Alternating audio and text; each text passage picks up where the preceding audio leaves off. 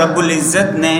انبیاء کو بھیجا تو ان کی تخلیق کا بھی مقصد ہے۔ ایک مقصد تو وہ ہے جو عام مقصد ہے، اور وہ اس آیت میں داخل ہے، وَمَا خَلَقْتُ الْجِنَّ وَالْإِنسَ إِلَّا لِيَعْبُدُونِ، جو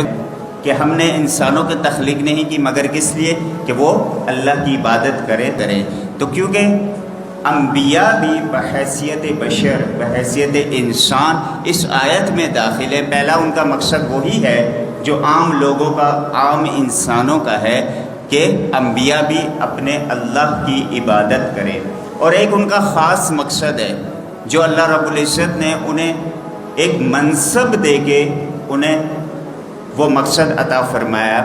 اور وہ ہے سورۃ النساء میں رب نے ارشاد فرمایا وَمَا أَرْسَلْنَا مِن رَّسُولٍ إِلَّا لِيُطَاعَ بِإِذْنِ اللَّهِ، کہ ہم نے کوئی پیغمبر، کوئی رسول نہیں بھیجا مگر اس لیے کہ اس کی اطاعت کی جائے اللہ کے حکم سے۔ تو اصل رسولوں کو بھیجنے کا مقصد کیا ہوا کہ میں اور آپ ان پیغمبروں، ان رسولوں کی اتباع کریں، اطاعت کریں۔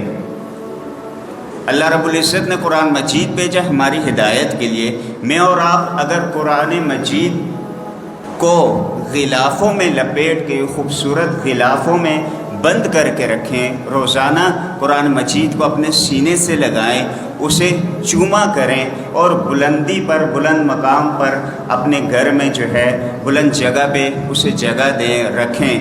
لیکن ہم اسے پڑھیں نہ، ہم اسے سمجھنے کی کوشش نہ کریں، تو اس کا اصل مقصد وہ فوت ہو جائے گا کہ جو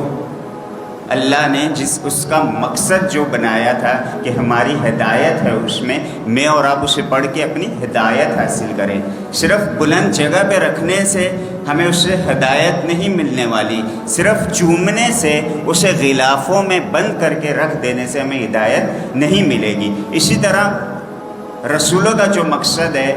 کہ ہم ان کی اتباع کریں، ان کی اطاعت کریں۔ اگر میں اور آپ رسولوں سے ہم محبت کے دعوے کریں،